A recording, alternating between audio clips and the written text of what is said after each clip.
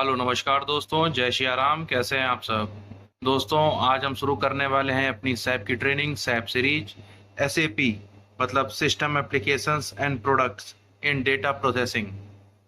तो सबसे पहले जब हम अपने सिस्टम पे देखेंगे तो इस टाइप का हमारे सामने एक आइकन बना होगा। ये हमारा सिस्टम में ही इंस्टॉल होगा। इसको डबल क्लिक करके हम इस सिस्टम को खोलेंगे। ये आपको 770 जो हमारा रिलीज वर्जन है यहाँ पे शो कर रहा है। अभी जब हम सैप को ओपन करना चाहेंगे तो जो हमारा पाथ है उसे हम डबल क्लिक करके ओपन करेंगे। जैसे ही हम इसे डबल क्लिक करके ओपन करेंगे तो हमारे सामने यूज़र और पासवर्ड आएगा। यूज़र और पासवर्ड डालने के बाद हम एंटर प्रेस करेंगे और एंटर प्रेस करने के बाद हम सैप के मेन मेन्यू में पहुंच जाएंगे। एक बार जब आप मेन मेन्यू में आ जाएंगे तो आपके सामने इस टाइप का कुछ इंटरफेस ओपन होगा।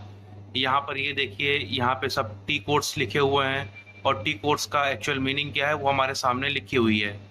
यहाँ पे टाइटल बार में हमारे सामने ढेर सारे ऑप्शंस दे रखे हैं जिनके थ्रू हम सिस्टम में कई सारे चेंजेस कर सकते हैं। वो हम अपने आगे बात करते रहेंगे। यहाँ पे हमारे सैप के कुछ लॉगन्स दे रखे हैं। यहाँ पे हमारे सैप एप्लीकेशन से रिलेटेड कुछ ऑप्शंस दे रखे हैं जिनकी हेल्प से हम सैप को इजीली यूज़ कर सकते हैं। इसके साथ साथ यहाँ पे एक सर्च बार दिया हुआ है। जैसे मान लीजिए, या फिर तो आप इस तरीके से हर एक कोड को ओपन कीजिए। इस तरीके से आपके सामने सारे कोड्स आएंगे। तो ये सर्च करने में हमें थोड़ा टाइम लग जाता है। तो या फिर तो हम कोई भी टी कोड जो हम सबसे ज़्यादा यूज़ करते हैं उसे अपनी फेवरेट लिस्ट में डाल लेते हैं, या फिर हम उसका टी कोड याद कर लेते हैं। अब जैसे मान लीजिए, आज हम बात करने वाले हैं कि कोई भी मटेरियल हमारे स्टोर में अवेलेबल है या नहीं है, ये किस तरीके से जाना जाए। तो आज हम इसी चीज़ पे बात करेंगे।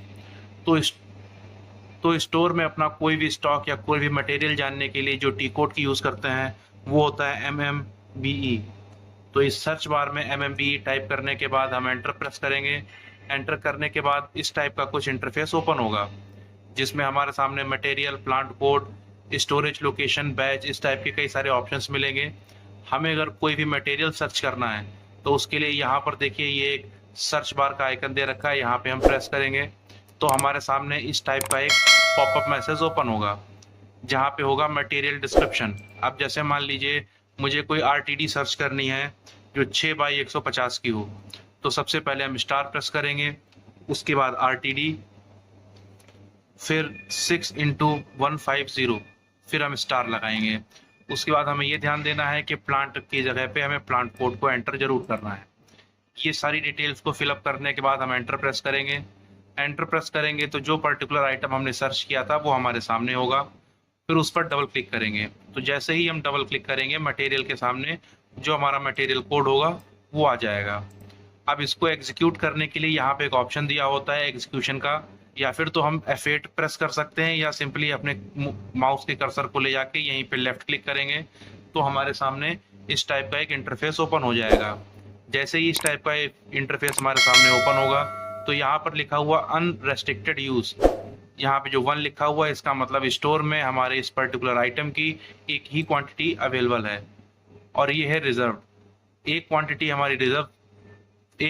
हमारी स्टोर में अवेलेबल थी और हमने 2 की रिजर्वेशन स्लिप बना दी, इसलिए यहाँ पे 2 दिखा रहा है। तो ये एक पहला तरीका हुआ जिसमें हम किसी पर्टिकुलर आइटम को अपने सिस्टम में चेक कर सकते हैं कि वो आइटम हमारे स्टोर में अवेलेबल है या नहीं है। इसके अलावा हमारा एक दूसरा टी कोड भी होता है जिसे हम बोलते हैं MB52।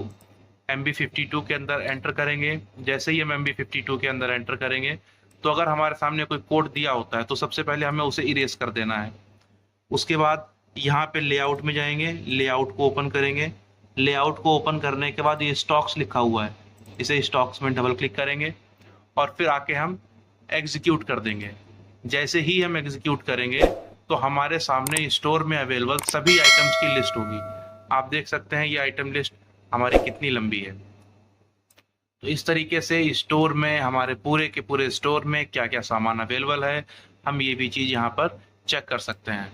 अब जैसे मान लीजिए मैं चाहता हूँ कि मुझे सिर्फ RTD की ही लिस्ट सामने मिले, तो उसके लिए हमें यहाँ पे क्लिक करना होगा। यहाँ पे क्लिक करने के बाद मल्टीपल सिलेक्शन में जाएंगे। मल्टीपल सिलेक्शन के बाद मान लीजिए मैं यहाँ पे RTD सर्च करता हूँ, RTD, फिर स्टार लगा देंगे, फिर एंटर प्रेस करेंगे। यहाँ पे हमारे सामने प्लांट में जितनी भी तरीके की आरटीडियाँ यूज़ होती हैं उनकी एक कॉमन लिस्ट आ जाएगी। इन ऑप्शंस का यूज़ करके हम सेलेक्ट ऑल करेंगे। सेलेक्ट ऑल के बाद ओके के बाद यहाँ पे हम एग्जीक्यूट कर देंगे। एग्जीक्यूट के बाद यहाँ पे जो हमारा मास्टर एग्जीक्यूशन है उसे ऑन कर देंगे। मास्टर एग्जीक्यूशन के बाद हमें पता चला कि हमारे प्लांट में जितने भी आरटीडी थी उनमें से सिर्फ यही आरटीडी हमारी स्टोर में अवेलेबल है। अब हम चाहते हैं कि हमारे सामने चाहे जीरो स्टॉक हो चाहे जीरो ना हो, सभी की सभी लिस्ट आ जाए हमारे सामने।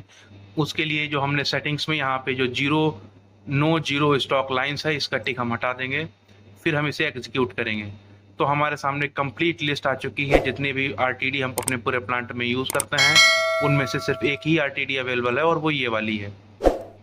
तो इस तरीके से हम ये चेक कर सकते हैं कि हम पर्टिकुलर आइटम हमारे स्टोर में है या नहीं है। और अपनी नेक्स्ट वीडियो में हम समझेंगे कि अगर हमें वो पर्टिकुलर आइटम अगर हमें रिजर्वेशन स्लिप बना के स्टोर से लेना है तो उसका प्रोसीजर क्या होगा। धन्यवाद।